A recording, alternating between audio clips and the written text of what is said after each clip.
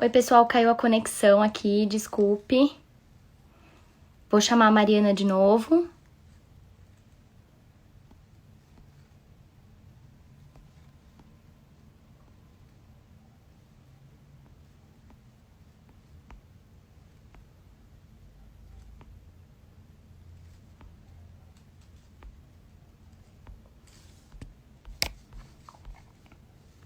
Acho que ela ainda não tá online.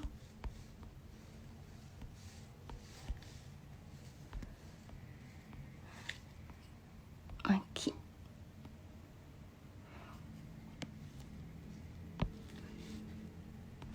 Pronto, para falar aqui com a gente, tá se conectando. Para quem entrou agora, nós vamos falar hoje sobre a apraxia de fala no autismo. Então, é um assunto super atual. Semana passada foi a semana da apraxia, né, da conscientização. Então, é um assunto muito importante, principalmente para nós, fonoaudiólogos, terapeutas, e para os pais que estão assistindo entenderem um pouco mais sobre essa patologia, né, entender o que acontece, como que é e como que isso associado ao autismo, né? Então, é um assunto super atual. Estamos aqui aguardando a Mari aceitar. Se vocês quiserem mandar perguntas, mandar comentários, e aí a gente vai respondendo. Então, deixa eu ver se ela aceitou. A Mariana já entrou aqui?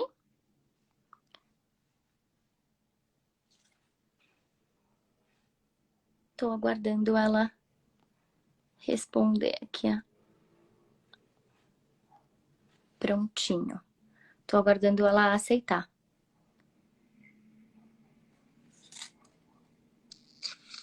Pronto. Olá, Mari. Oi, tudo bem, Tudo Má? bem? Tudo, e com você? Tudo bem também. Eu apresentei você para o pessoal, falei um pouquinho Nada. sobre o conteúdo, né? O que nós vamos falar hoje, que semana passada foi a semana da conscientização em apraxia. E Uhum. juntamos hoje dois conteúdos muito importantes, né? Sim, com certeza. Principalmente para nós terapeutas. Então, acredito que aqui tenham profissionais da área da saúde e também pais, né? Que eu acho que é um assunto que interessa muito, né, para os pais Sim, também. sim, com certeza. Então, eu sou a Mariana Pesato, sou fonoaudióloga, fiz toda a minha graduação, especialização, mestrado e finalizando meu doutorado na Unifesp, né? Sou professora da FMU e trabalho com crianças com autismo principalmente com autismo e com transtornos de fala, tanto motores, como apraxia, como transtorno fonológico. Eu trabalho na clínica da Ana Lúcia Cozonara, Eu né? também. Nós duas trabalhamos. Isso. Nós trabalhamos na clínica da Ana e somos sócias dela também. Eu na unidade de Osasco e a Mari na unidade de São Caetano. Então, fazemos parte da mesma equipe. Estamos juntas há um tempão, né? Exatamente. É. Então a gente achou que esse conteúdo seria muito propício para o momento e também porque é uma atualidade, né, Mari? É uma coisa Sim, diferente, né? E que tem aumentado, né? Exatamente por ser atual, né? Tem aumentado muito, né? Os casos e o que chega pra gente. sim, E eu acredito que ter essa diferença, né, da apraxia e do autismo, né, a gente falar um pouquinho dos dois, ajuda muito no direcionamento da intervenção. sim, com certeza, com certeza. Eu acho que valeria a pena a gente começar falando um pouquinho sobre o desenvolvimento de fala e de linguagem, até para que a gente possa fazer essa diferenciação entre os dois quadros, Isso, né? isso. Acho que é Então, bem legal esse caminho, né, para a gente conseguir estruturar que a fala não é uma coisa tão simples assim. Né? A gente precisa isso, de muita coisa para acontecer a fala propriamente dita, né? exato. Então, assim, para que eu aprenda a falar, é necessário que eu tenha várias habilidades desenvolvidas e que eu tenha uma integridade do sistema nervoso central. eu preciso, né, ter uma maturação desse meu sistema nervoso central. Então, se a gente for pensar, né, nas nossas crianças, com os seus 3 anos, mais ou menos, ocorre algumas modificações cerebrais, né, algumas mudanças rápidas nesse córtex cerebral que vão influenciar todo o desenvolvimento de fala e de linguagem dessa criança. Ai, Cláudia, obrigada. Um beijo. Toda a questão de processamento sensorial, né? Então, por exemplo, se a gente escuta alguém dizendo, chocolate, provavelmente cada um imaginou um tipo de chocolate, né? Então, um imaginou chocolate branco, outro imaginou chocolate preto, um imaginou chocolate derretido, uma barra, outros sentiram o cheiro, sentiram o gosto, né? Deu Fizeram vontade de comer chocolate. associações diferentes, né, Mari? Fizeram diferentes associações. Exato, exato. E isso acontece por quê? Porque a nossa construção de linguagem ocorre a partir da integração sensorial, né? Então, da integração que nós fazemos com todos os nossos sentidos. Então, eu aprendo a palavra chocolate, por quê? Porque eu senti o gosto da palavra chocolate, porque eu senti o cheiro da palavra chocolate, porque eu mordi, eu senti a textura que o chocolate tem, que é duro e depois derrete na minha boca. Alguém especial me apresentou o chocolate, então eu vou fazendo ligações cada vez mais fortes com Essa palavra, com né? a palavra chocolate, e ela vai cada vez mais sendo fixada na minha cabeça, né, no meu cérebro. Então eu vou aumentando essas conexões. Eu também preciso ter esse processamento dessa informação rápido, né, Esse para que eu acesso, possa. né? Essa capacidade de Exato. acesso, né? Então eu vi Sim. aquela figura, ouvi aquela figura, ó, vi o objeto, eu escutei a palavra, eu tenho que ter um caminho, né, para isso acontecer. Exato. E também eu preciso ter envolve também, né, toda uma estrutura emocional e ambiental. Então, se a gente for pensar, né, um ambiente que é estimulante com relação à fala, com relação à brincadeira, com relação à diminuição de iPad, de celular, né? Isso é uma coisa muito Esses importante, né? eletrônicos. Exato. A gente consegue ampliar, a gente consegue potencializar o desenvolvimento dessa criança. Além de tudo isso, para que eu desenvolva a minha fala, né, eu preciso também que essa criança ela faça um contato de olho, né? Então eu preciso que ela olhe para mim, para que ela veja o movimento que eu estou fazendo, se eu estou abrindo mais a boca, se eu estou fazendo um movimento menor, se eu arredondei o lábio. Então eu preciso que essa criança olhe para mim, para imite, que ela né? veja. Exato. Então, eu preciso que primeiro ela olhe para que ela aprenda e que ela experimente, né? Então, que ela reproduza isso, ela imite e que não só faça a imitação do gesto motor, mas também faça a imitação com voz, né? Então, eu preciso que ela repita também o que está sendo dito. O que eu acho importante também a gente pontuar é que a fala, né, Mari, ela tem muitos elementos, tanto essa parte motora, todas essas associações cerebrais, e tem todo esse caminho do simbolismo também, né? Então, por isso que a gente vai fazer essa construção de como, né, de como falar, toda essa construção da fala, para depois a gente pensar no autismo, que também está super relacionado à simbolização. Então, além de todas essas partes motoras, fazer esses processamentos, associar movimento a som, né? Ela precisa também ter toda essa parte do simbolismo estruturada. Então, falar para uma criança, como a Ana diz, é a cereja do bolo, né? A gente roubou essa fala dela. Então, é a cereja do bolo, né? Então, precisa de muita coisa. Então, quando a gente pensa que a criança já chega para a gente com atraso de fala, às vezes a lacuna não é simplesmente a fala em si, né, Mari? A lacuna, essas lacunas estão anteriores. Então, a criança precisa conquistar coisas para poder conseguir fazer essa fala propriamente dita. Então, eu Sim, acho que a gente assim, tirar esse estigma de que a fala é muito fácil. Não é fácil falar, né? Então, precisa de muita exato, coisa. sim. Até porque, né, quando a gente diz fala, a gente, na verdade, a gente quer dizer que a gente quer uma cadeia de fala, né? Eu não quero apenas Isso. que o indivíduo fale, mas que ele se comunique com o outro, que ele tenha essa interlocução. E para que isso ocorra, eu preciso primeiro ter uma ideia, né? Então eu preciso idealizar o que vai ser dito, eu preciso ter a intenção de passar essa mensagem para o outro, É uma né? Eu posso intenção até de ter se pensado. comunicar, né? Exato. Elaborar o que eu quero dizer, né? Então, como que eu vou explicar isso para o outro? E aí sim entra todo o processamento de pré-motor, motor, né? Até chegar na execução. A Então, Margarete falou aqui pra é, gente, Mari, depois falar um pouquinho do simbolismo. Então, sim, é o nosso próximo passo, né? Então, a ideia é associar tudo isso, né, Mari? E aí que a gente sim, consegue fluir com a fala, né? exato, Pensando um exato, porque eu pouquinho preciso. no. Opa, desculpa, Mari, pode falar. Pode falar. Pensando no simbolismo, o que seria, né, esse simbolismo?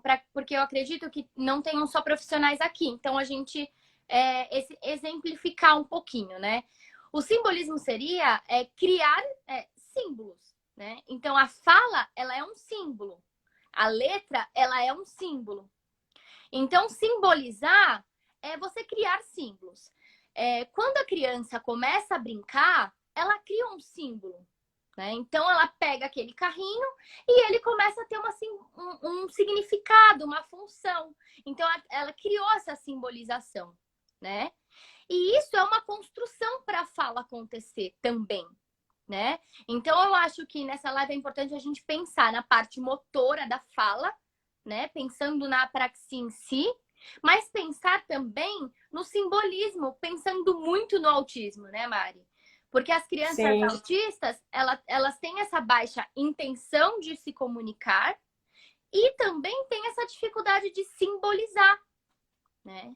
Então, sim. E também a gente encontra nas crianças com apraxia, né? Essa dificuldade de brincar, de saber como brincar, né? Até por toda uma questão de comorbidade, de alteração motora grossa e fina e desse planejamento. O planejamento não está só no planejar a minha fala, mas também em planejar a minha brincadeira, em planejar como um todo, né? Então, como a Mari estava dizendo, o brincar, o jogo simbólico, ele é super importante para o meu desenvolvimento, tanto de linguagem como de fala.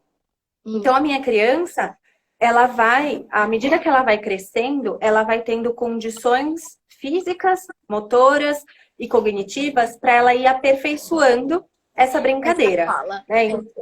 Então, então, por exemplo, se eu tenho uma criança pequenininha com os seus 11, 13 meses, ela não tem um desenvolvimento motor de corpo tão, tão aprimorado como uma criança que tem seu 1 ano e meio, 2 aninhos. Então, a brincadeira dela vai ser menos rebuscada do que uma criança mais velha. Então, ela vai começar, como a Mari disse, pegar um carrinho e fazer a movimentação do carrinho. Né? Então, brrr, fez o carrinho. Depois, eu vou começar, além de fazer essa movimentação de carrinho, eu vou começar a reproduzir o que passa comigo. É, Né? Então, a mamãe me dá banho. Então, eu vou começar a reproduzir coisas no que eu meu. vejo todo dia. Exato, que eu vejo todo dia. Então, eu vou lá e a mamãe penteia meu cabelo. Eu vou lá e vou pegar o pente e vou fingir que eu tô penteando meu cabelo. A mamãe limpa a minha boca, então eu vou pegar o paninho e vou fingir que eu limpo a minha boca. Mas eu faço em mim. Depois eu consigo, né? Eu tenho habilidade motora e cognitiva para passar isso para o outro. Então eu começo não só a fazer em mim, mas a fazer na minha mãe, a fazer no meu brinquedo. Então eu começo a extrapolar, É, né? só Do que para. é Eu apenas recebi uma comigo. perguntinha aqui, Mari, só para ficar antes da gente Claro, ir para frente. É sobre, na verdade, esse desenvolvimento típico, né? Pediu para falar um pouquinho desse desenvolvimento típico da criança, de fala em si, né? Então, a criança, quando ela é bebê, ela faz os balbucios, né? Que são aqueles sons e aqueles balbucios que você fala, não, se ela tá falando sem parar, com intenção de se comunicar, né? Se você vê uma intenção comunicativa nessa criança. Depois dos balbucios, com cerca de 13, 12 meses, igual a Mari falou, começam a sair as primeiras palavrinhas, né? E ao mesmo tempo, ela faz essa simbolização com o brinquedo. Então, quando a gente fala de símbolo, a gente pensa que isso está super associado à brincadeira da criança também, né? Não é por acaso que isso acontece ao mesmo tempo. Porque a gente fala de um cérebro só, né, Mari? A gente fala de a região de simbolizar. Então, deu Sim. 12, 13 meses, a criança viu que aquele carrinho tem uma função de carrinho, ela criou um símbolo para aquilo, né? O mesmo vai acontecer com a fala. Vão falando isso vai acontecer nas primeiras palavrinhas, né? E a ideia, num desenvolvimento típico, é que isso vai evoluindo. Ela vai juntando duas palavrinhas que a gente chama de justaposição, depois vai fazendo frases curtas e assim vai evoluindo gradativamente, né? Então o simbolismo está muito associado a isso. E além do simbolismo, né, Mari, a gente precisa dessa parte motora. Exato. Então, como a Mari disse antes, né? A gente precisa desse simbolismo e no início, quem vai trazer esse significado, esse simbolismo para a fala dessa criança somos nós, como pais, cuidadores dessa criança. Então, ela começa a fazer aquele balbucio, a gente vai dar significado para aquilo, né? Então, a gente vai, você chamou a mamãe, mamãe, e ela vai começando a entender que se ela faz mamãe, a mamãe aparece. Isso, aí Né? Então, parece antes aquela mulher faz a maior festa. Falou! exato. Então, ela E não se for precisa mamãe, ficar a mamãe chorando. fica mais feliz, né? Porque às vezes vai sair um Exato. papá, aí vai. Então, essa criança ela vai linkando que se ela utilizar a fala, ela consegue com maior facilidade o que ela deseja. Isso. Né? E aí, a partir desse momento, com os seus 11 até 13 meses, essa criança desenvolve a fala, né? Desenvolve as suas primeiras palavrinhas, começa a vir as primeiras palavras e começa a simbolizar também com a brincadeira. E à medida que essa brincadeira ela vai sendo cada vez mais rebuscada, então ela deixa de ser parte de mim e eu começo a aplicar no outro. Depois de fazer essa aplicação no outro, eu consigo reproduzir o que não acontece comigo, mas acontece com o outro. Por exemplo, a minha criança não faz comida. Quem faz é a mamãe. Mas ela vai lá e vai brincar de panelinha. Né? Então, ela reproduz o que o outro está fazendo. Ela começa a fazer essa leitura desse ambiente, não só a partir do que ela vivencia, mas também o que o outro vivencia, e ela vai ampliando isso. Então, ela vai conseguindo combinar essas brincadeiras. Exato. Então, ela começa a fazer essa combinação da brincadeira e também essa combinação na fala. Então, começa a ter também essa justaposição das palavrinhas, começam a vir as primeiras frases, né? Então, normalmente as crianças começam com os seus substantivos, né? Então, começo a dar nome para as coisas e depois eu dou um propósito para essa coisa. Né? Então, eu vou falar mamar ou PP para chupeta, quer, né? Então, eu vou dizer que eu quero a chupeta. Então, eu vou dando esse propósito para o que eu desejo. O que a gente observa? Que para que essa criança ela desenvolva essa fala, ela precisa ter essa intenção de se comunicar, ela precisa estar atenta ao meio em que ela está inserida. E o que acontece quando a gente pensa nas crianças com autismo?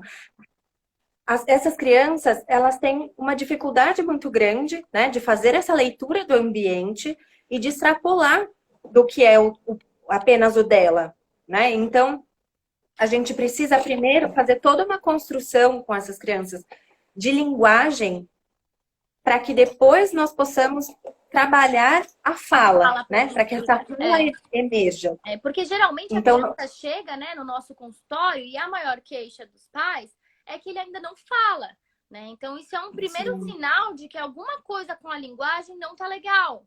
Então essa mãe chega com essa queixa, o meu filho ainda não fala. E aí a gente começa essa investigação, né, Mari? Uma avaliação pensando se tem questões de apraxia motora, se tem questões de atraso do desenvolvimento. O que seria esse atraso do desenvolvimento, né? Então, acho que isso é muito importante. Eu acredito que já tenha, já não seja tão forte aquilo de falar que a criança, cada uma fala em um tempo, que criança tem um tempo, né? Ainda existe, né? Muitos médicos ou profissionais falam disso, mas eu acredito que isso tenha melhorado muito, né? Então, acho que é importante, principalmente para os pais que estão aqui, entender que cada criança fala no tempo, sim, mas ela tem uma janela para isso acontecer, né? Tem uma idade, em torno de qual idade a criança tem que falar. Passou desse período, a gente pode considerar um atraso, né? E o quanto essa intervenção, tanto numa criança práxica quanto numa criança autista, for feita de forma precoce, os resultados, os estudos mostram pra gente que o resultado é muito positivo, né? Sim. Principalmente Até, pelas janelas, né, do desenvolvimento, né? Quanto mais sim, precoce essa intervenção, melhor. Então, os pais que estejam assistindo, ou você conhece alguém que tem um atraso de fala, um atraso de linguagem, pouca intenção comunicativa, como a Mari disse, assim, é melhor sempre pecar pelo excesso, né? Levar em um profissional, seja ele um neuropediatra, comentar com o pediatra da criança e até mesmo chegar numa avaliação fonoaudiológica, né? Porque isso faz sim, total diferença no futuro da criança. com certeza. Até porque a gente já tem várias pesquisas que mostram pra gente, né, que as crianças, quanto menor a criança, como a Mari disse, e melhor e mais rápido é feito o diagnóstico, mais rápido é feita a intervenção, quanto mais precoce, melhor para essa criança, porque as crianças pequenas elas têm uma velocidade de plasticidade neural, ou seja, de ligação desses neurônios, muito mais acelerada do que nós, né? Por isso que a gente fala, nossa, as crianças aprendem muito mais rápido do que a gente. Sim, porque elas estão fazendo conexões mais rápidas. Então, quanto mais informações nós demos a essas crianças, mais conexões ela faz e mais forte fica esse aprendizado. Diferente de que Exatamente. eu dou pouca, então fica fraco e ela acaba perdendo esse aprendizado, né? Então, a gente precisa fazer toda essa avaliação, elencar quais são as dificuldades que essa criança tem, e normalmente a gente vai começar, né? Por todo um trabalho relacionado à linguagem, e se a criança tem uma dificuldade tanto de linguagem quanto de fala, para que depois nós possamos fazer uma intervenção voltada para a fala. Por Isso. quê? Porque nós não queremos também que essa criança ela fale por falar, né? Eu não quero que ela fale para mim bola, mas ela não saiba o que é bola. Eu quero que ela fale bola, mas que ela saiba que bola é aquele objeto redondo que ela pode chutar, que ela pode jogar, que ela pode utilizar com uma outra pessoa. Então eu quero que ela saiba o significado e use essa palavra de forma funcional e não faça apenas a É. repetição. Isso Então é eu uma coisa, preciso. né, que a gente tenta ao máximo, que a criança não seja uma só repetidora, uma criança que só nomeia. Porque qual é a utilidade disso na linguagem propriamente dita, né? Nenhuma. Então, a Sim, ideia é que tudo isso tenha significado e intenção. Então, acho importante a gente escolheu esse tema porque é uma coisa que a gente trabalha muito, né, Mari? Então, a gente sim, tem uma experiência muito legal pensando o quanto esse diagnóstico diferencial faz diferença na intervenção, né? E diferença também como esses pais têm que falar com seus filhos, como que eles têm que fazer os exercícios, como que tem que estimular as crianças, né?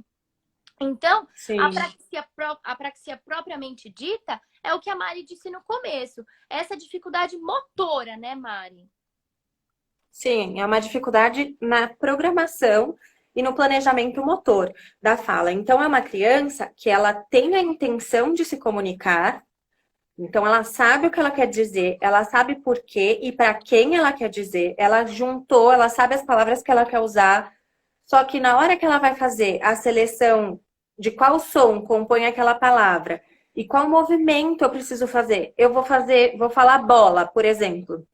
Então, eu tenho que ativar lábio, O, lábio, arredondar lábio, elevar a língua, e A, abrir mandíbula. Então, eu preciso coordenar, né? Eu preciso planejar todos esses movimentos. E a minha criança que tem apraxia de fala, ela tem dificuldade nessa tarefa. Exatamente. Né? Nesse planejamento e nessa programação motora.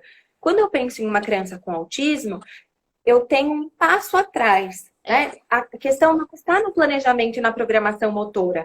Eu tenho que trabalhar a questão da intenção de comunicação dessa criança. Eu preciso que ela entenda a função da comunicação e que ela utilize, que ela saiba como fazer uso da comunicação. Exatamente. Exato, falar é muito difícil. A Ana acabou de falar aqui. Né? É muito difícil, mas precisa de muita coisa. Então, pensando no que a fala precisa, né? Pra gente estruturar dessa parte motora, um planejamento motor, o cérebro precisa mandar essa informaçãozinha pra boca e ela conseguir juntar todos esses pontos do fonema. Para nós que falamos sem dificuldade nenhuma, isso parece muito fácil. Mas como a Mari mostrou, cada sonzinho tem uma posição de língua, uma posição de lábio. E a dificuldade da criança apráxica é nesse planejamento motor, né? E a criança autista, né, Mari, além dessa intenção comunicativa ruim, baixa, né, assim por dizer, ela tem uma dificuldade de uma comunicação não verbal. Então, é uma comunicação que não depende de fala. Então, eu acho isso muito importante, porque a nossa criança, que é a prática, às vezes, essa comunicação não verbal, ela é, assim, gritante. Ela consegue te contar uma história sem falar uma palavra.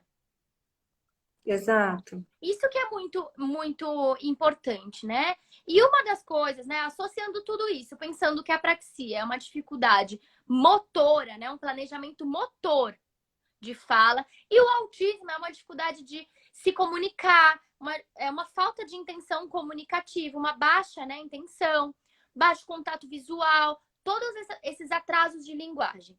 E o que a gente vê muito é essa junção, aquela criança que ela é autista e também apráxica, né? Uma pessoa mandou aqui para a gente falar um pouquinho de como encontra as estruturas dos órgãos fonoarticulatórios numa criança apráxica. Acredito que seja de avaliação mesmo, né? E aqui, como diagnosticar a apraxia no autismo? Essas duas são bem legais. Acho que vamos começar por falar dessa daqui, da apraxia? Sim, acho que é até interessante a gente ir nesse ponto, porque a gente recebeu uma pergunta, né, antes da live, sobre a diferenciação, né, da apraxia oral e a apraxia verbal. Isso. Então, na verdade, nós temos 3 tipos, né, de apraxia. Apraxia global, que é quando afeta o corpo como um todo, né? Então, não somos só nós, fonoaudiólogas, que iremos trabalhar, mas entra uma equipe multidisciplinar no sentido de fisioterapeuta, terapeuta ocupacional, porque afeta o corpo dessa criança como um todo. Tanto que nossos parceiros estão todos assistindo aí a live. Exato. Eu tenho apraxia. Como trabalhar? Você falou para como trabalhar a apraxia. Tá, peraí, eu vou terminar o da modificação, da classificação. Peraí. Então, quando eu penso na apraxia, eu tenho a global, eu tenho a oral, que está relacionada, né, a essa movimentação muscular. Eu não tenho relação com fala, é movimento de estruturas orofaciais. Então, é fazer movimentos que não envolvam voz, não envolvam fala. Então, é fazer bico, é fazer sorriso, é piscar. Mostrar a língua. Mostrar a língua. E a apraxia verbal ou de fala, né? Ela está relacionada à fala propriamente dita. Então, é nessa programação de selecionar qual músculo será ativado, quanta força, qual vai ser a amplitude desse movimento, qual vai ser a frequência, né, do uso desse fonema, a intensidade. Então, entra todas essas questões relacionadas aos sons, aos fonemas, né? Então, essa que é a diferenciação. Claro que eu posso ter uma criança que tem uma apraxia de fala que também tem uma apraxia não verbal, né? Uma apraxia relacionada às questões orofaciais. Aí perguntaram aqui sobre a apraxia oral também. A pessoa pode ter apraxia oral e não ter verbal? Pode também. Eu posso ter uma incoordenação de movimentos orofaciais, mas que não afeta a minha fala, porque são processamentos diferentes. Né? Então, eu posso ter uma e posso ter outra e posso ter as duas. Como pode ter uma global também, né? Que afeta também o planejamento de todas as questões motoras, né? Não só a fala, é o planejamento de chegar até o objeto, de pegar o objeto. Então, Sim. As crianças podem ter todas juntas. E aí perguntaram, a pessoa pode ter as duas? Ela pode ter todas juntas e também pode ter separada, né? Não necessariamente elas estão coladinhas uma na outra. Então, Simone. É Simone? Acho que é Simone, Isso. Né? A Simone que perguntou do diagnóstico. Não, a Simone perguntou sobre a apraxia oral e a verbal. Aí, eu acho que é legal, a gente vai falar também sobre como trabalhar, igual a uma pessoa que perguntou. E eu acho que antes da gente falar de como trabalhar, eu acho legal a gente falar sobre a avaliação. Sim, claro. Né? É isso que eu ia voltar aqui, porque alguém perguntou de como fazer essa diferenciação, né, entre a apraxia, como fazer esse diagnóstico de apraxia no autista. Então, na verdade, para que a gente faça a avaliação de apraxia, eu preciso que essa criança ela tenha condições tanto de recepção quanto de expressão, né? Então, eu preciso executar algumas tarefas e essa criança precisa... eu preciso que ela faça repetição de palavras, ou seja, eu preciso, antes de tudo isso, que ela tenha a intenção de se comunicar, que ela consiga produzir sons, né? Para que eu consiga fazer esse mapeamento de quais sons ela tem, qual a classificação desse som, se tem troca, se tem substituição, se tem omissão, se é recorrente, né? Se é sistemático, ou se é de vez em quando ela utiliza esse som, de vez em quando ela omite, ela troca por outro, né? Então, se é um processo assistemático. Então, eu preciso, primeiro, trabalhar essa questão de linguagem. Eu preciso que essa criança tenha a intenção de se comunicar. A partir do momento que eu tenho, que essa criança, ela tenha a habilidade, né, de se comunicar de forma oral, de forma verbal, de forma oral, eu consigo aplicar provas para que eu consiga fazer essa diferenciação dos quadros, né? Então, atividades motoras de fala. Então, repetição, nomeação, repetição de palavra, né? Produção de palavra, de sílaba, produção de frase, fala encadeada, né? Porque quanto maior a extensão, mais coarticulação, ou seja, mais ligação eu preciso ter entre uma estrutura e outra, entre uma palavra e outra, entre uma sílaba e outra. Então, mais difícil é. Então, eu preciso ter toda essa avaliação de a habilidade dessa minha criança, de fazer movimentos repetitivos, de alternar esses movimentos, né? De manter uma fluidez. Mari, desculpa te cortar. A Ana mandou aqui que é uma coisa importante, né, da gente falar. Que a gente vai coletando indícios, sim, dessa apraxia, né? Então, quando a gente conversa a primeira vez com os pais, a gente vai coletando, porque tem características que são muito peculiares da apraxia, né? Que são muito comuns da apraxia e que muitas vezes não tem no autismo. Então, por exemplo, a criança falar uma palavra e depois nunca mais conseguir acessá-la motoramente, né? Isso já é um dos sinais. Então, eu acho importante, pediram para a gente falar como que faz essa avaliação no autista. É um diagnóstico muito difícil, né? Essa diferenciação.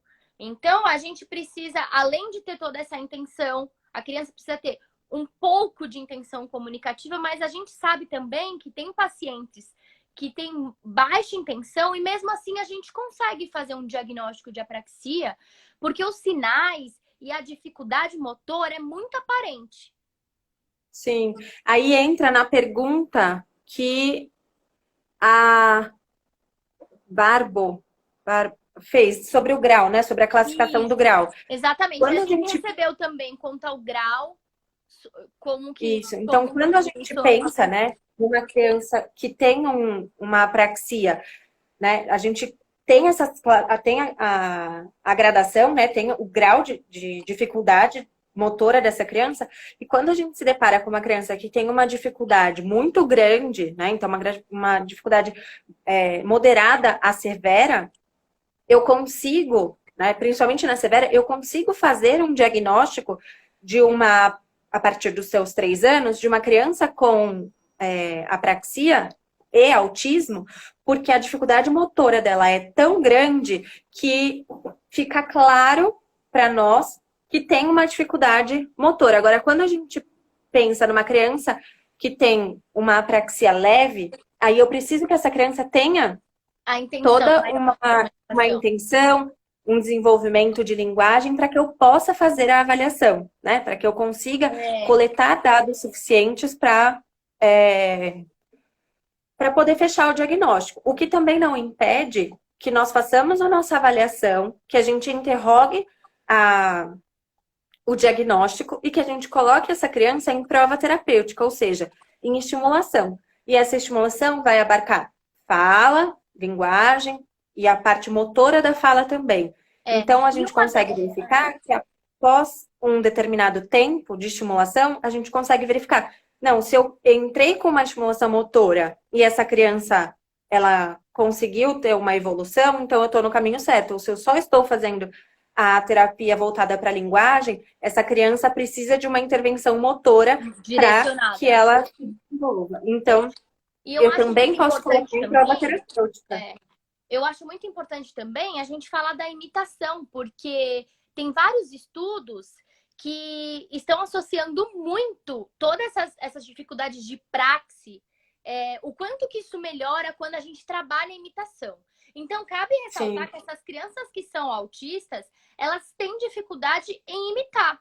Então, falando, os neurônios responsáveis pela imitação são os neurônios espelhos. A gente chama de neurônios espelhos.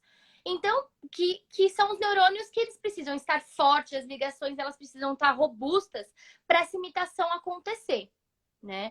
Então, essas crianças já têm dificuldade em imitar. E se ela for apráxica, essa dificuldade fica super potencializada, porque a criança apráxica tem dificuldade em planejar esse movimento. Então, mesmo que ela viu a gente fazer, por exemplo, o bo, ela tem dificuldade, ela mandou essa mensagem aqui, mas ela tem dificuldade em executar.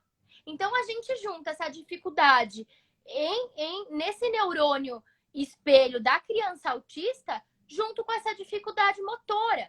Então por isso que é um diagnóstico muito importante, né? E difícil de ser feito. A gente precisa ter um olhar diferente na fala da criança. Então, qualquer sim, atraso, né, Mari, que essas crianças tiverem de fala, é muito importante que elas procurem um profissional, porque esse diagnóstico, quanto antes realizado, melhor é a evolução, né?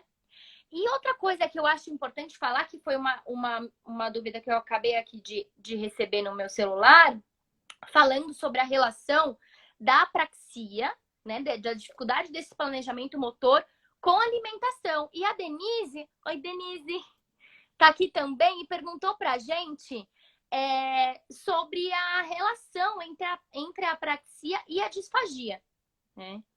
Então, acho que é legal a gente falar um pouquinho sobre isso também.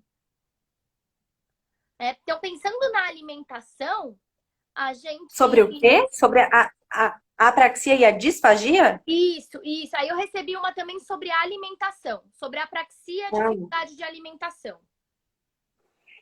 Quando a gente pensa nas questões de alimentação, faz muito sentido que a criança, tanto com apraxia quanto com autismo, tenha uma alteração, né, com relação à alimentação, né, uma seletividade, uma restrição, alguma alteração, né? Por quê? Porque as crianças com autismo, muitas têm uma dificuldade de integração sensorial, né? Então, tem uma dificuldade nessa recepção do sinal sensorial, o que afeta também a nossa alimentação. Se a gente for pensar que quando eu vou comer, eu sinto o cheiro, eu sinto o gosto, tem a textura, é crocante, é mole, E, tem a questão visual, né? De como esse alimento está sendo ofertado. e como ele Então, muda, né? Você come uma coisa e quando você coloca na boca, ela fica de outra forma, né? Então é uma exato, sensação super diferente. sim.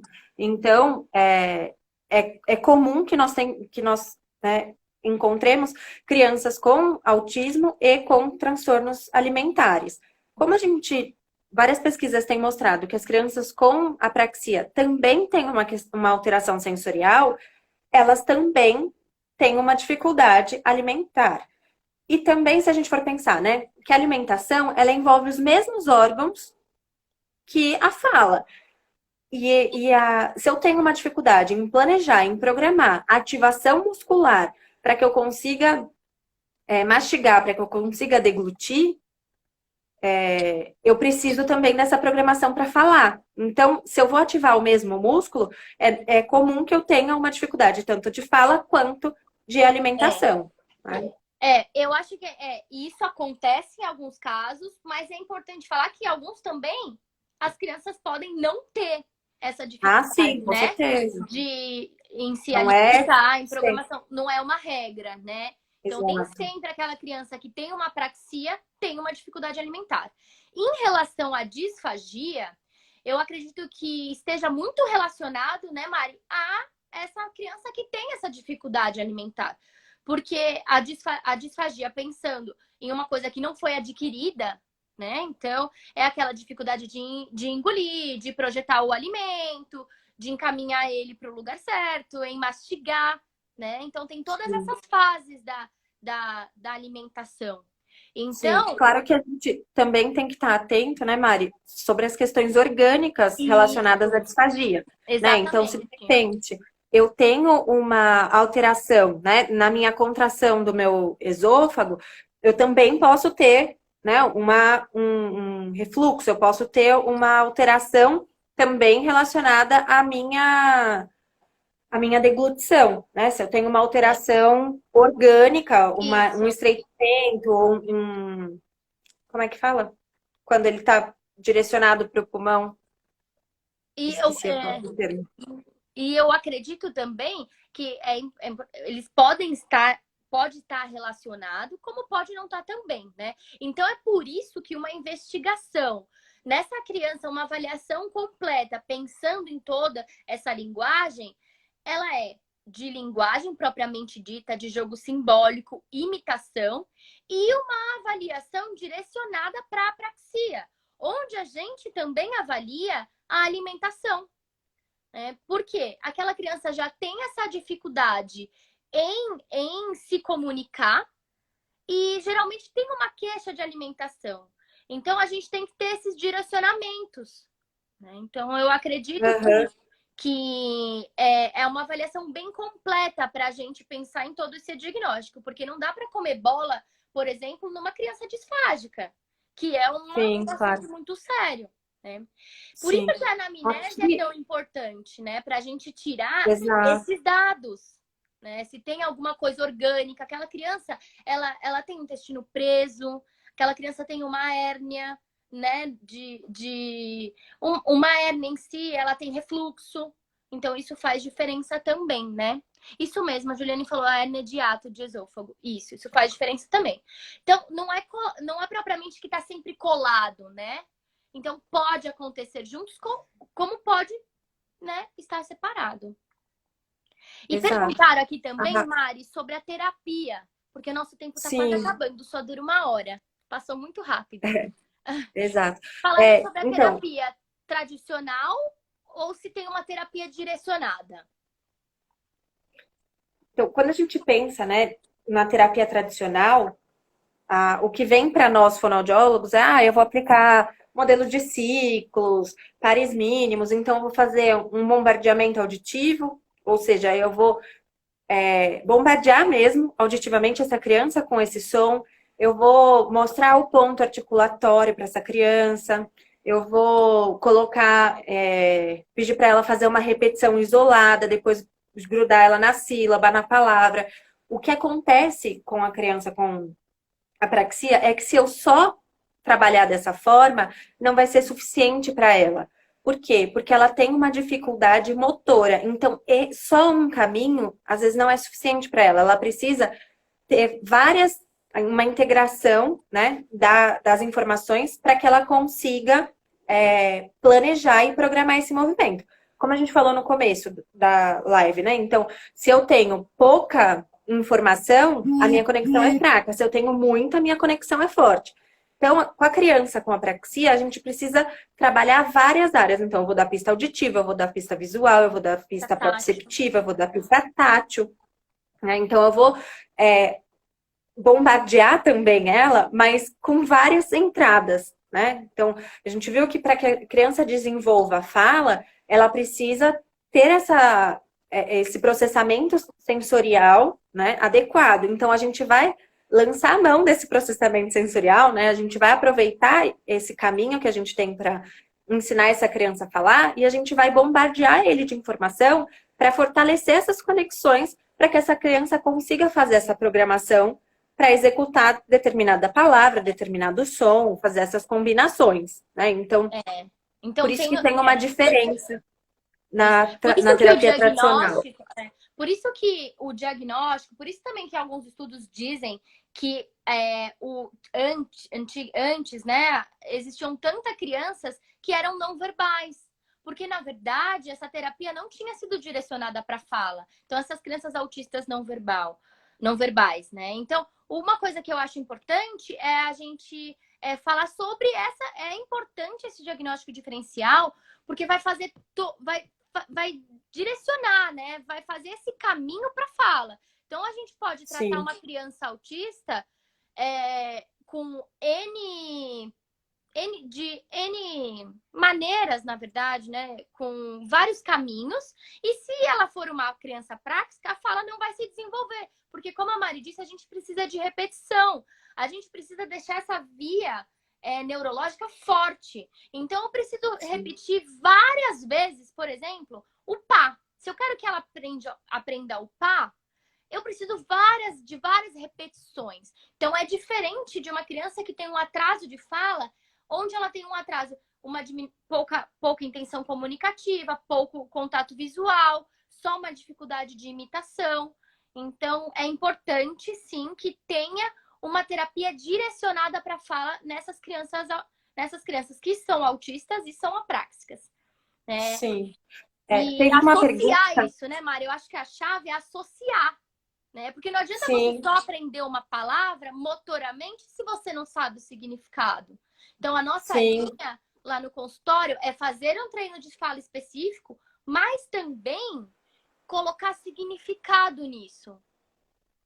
Sim. Teve uma pergunta sobre protocolos de avaliação. Quando a gente pensa na avaliação de criança com autismo, né? Tá perguntando sobre protocolos específicos para avaliação de autistas. Perguntaram a gente vai ter que fazer. Perguntaram também sobre a apraxia. A gente vai ter que fazer todo um mapeamento, né, pensando nos dois casos. Primeiro, a gente tem que fazer um mapeamento da linguagem dessa criança, né? Então, a gente falou da importância do jogo simbólico, então eu preciso saber qual é a complexidade do jogo simbólico, eu preciso verificar se essa criança tem capacidade de imitar, né? Se a imitação dela, ela faz uma imitação, se ela consegue imitar um ato simples ou se ela consegue sequencializar essa imitação, porque se a gente for ver a nossa fala, é uma sequência. Então, eu preciso que essa criança também saiba realizar sequências motoras, né? Pensando que eu vou trabalhar, né? Eu vou desenvolver o motor grosso para depois desenvolver o motor fino. Fala é fino, então eu preciso ter esse grosso bem desenvolvido. Para. Desculpa, gente, minha cachorra. Perdão. E aí, pensando nos protocolos, né, Mari? Os protocolos de apraxia no nosso último, no último encontro que teve no Congresso de Apraxia, né? Tem uma pessoa que está estudando e fechando um protocolo que seja na língua portuguesa. Sim, isso é muito importante. Sim, na verdade, a Mari, a Marileda, ela tá fazendo, ela montou um protocolo, né, de avaliação de apraxia de Apraxia? fala. Ela até apresentou pra gente no aprimoramento que eu tô fazendo de apraxia. Mas assim, ainda está em processo, né? Não de construção, mas de validação, de publicação. A gente não tem provas, né? Então, atualmente, nós não temos provas específicas para Apraxia. a avaliação da apraxia. O que nós sabemos é quais são as manifestações que essas crianças têm.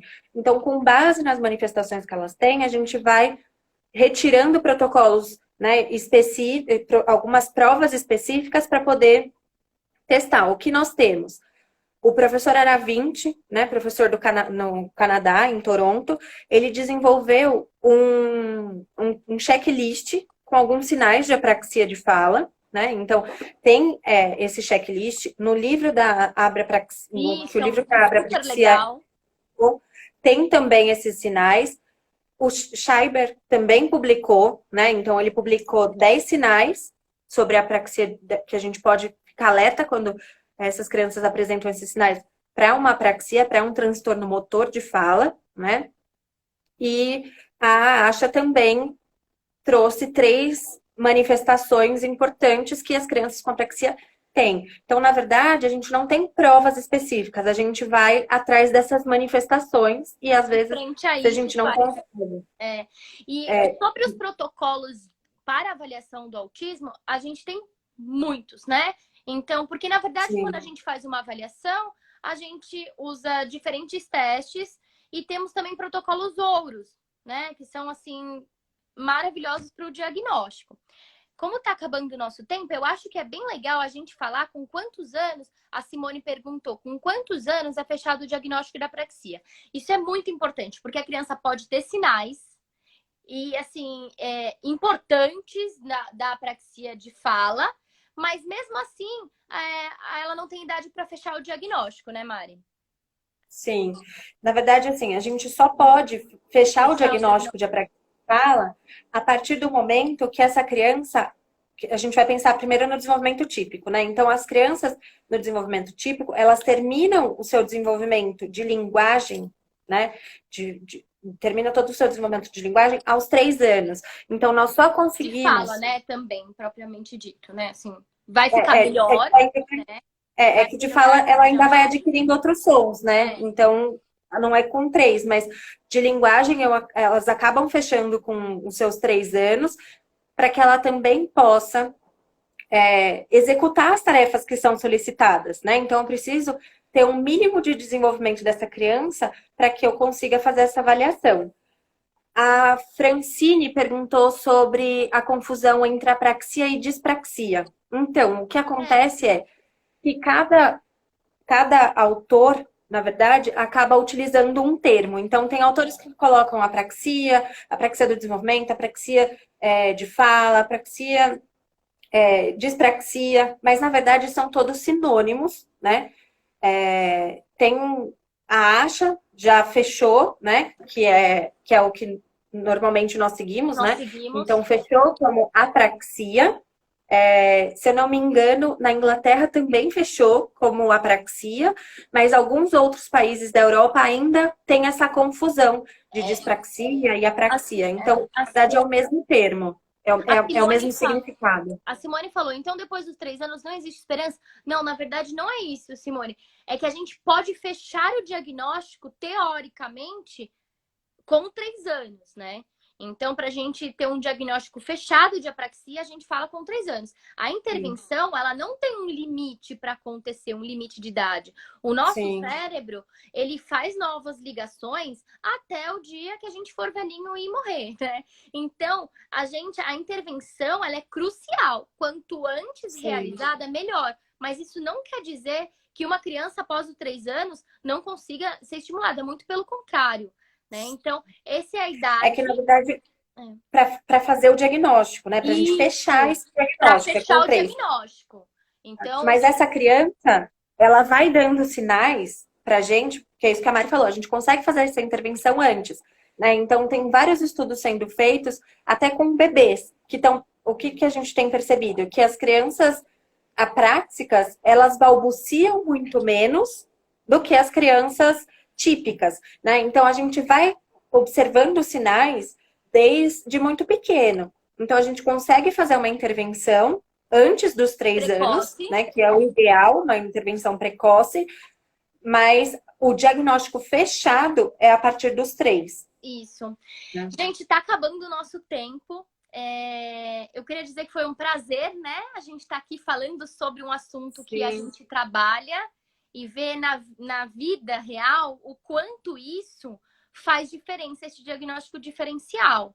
Então, o que eu acho que nós podemos concluir é que é muito importante ter esses diagnósticos diferenciados, porque a forma como vai ser trabalhado tanto a TO, como a fisioterapeuta, como a psicóloga e nós também, vai ser diferente, né? Então, eu acho que isso faz total resultado. A abordagem é diferente, né? Abordagem, exatamente. E esse vídeo vai ficar salvo aqui, então vocês vão conseguir acessar depois. Queria agradecer, Mari, essa conversa foi deliciosa. Espero Foi que... mesmo. Né? Agradeço também. Espero Agradeço que a PG, né? Pela Isso, oportunidade. exatamente. A Mari por estar aqui comigo nessa conversa. E aproveitando, né, para fazer a divulgação, o curso sobre apraxia de fala, né? Eu já fiz o curso sobre apraxia e transtorno fonológico. E agora, em junho, a gente está lançando pela PG o curso de transtornos motores. Então, a gente vai fazer a diferenciação de atraso, motor de fala, apraxia e disartria. Isso. Tá? E tá Então, no quem forno quiser também, saber... e tá no forno também um curso que eu vou dar na PG sobre o modelo de intervenção precoce. Então aí a gente já consegue casar tudo isso também. Exato. Né? Obrigada, Sim. Mari. Até mais. E obrigada, Até, pessoal, Má. por mandar perguntas, comentários. Até a próxima. Tchau, Até pessoal. mais. Tchau, tchau.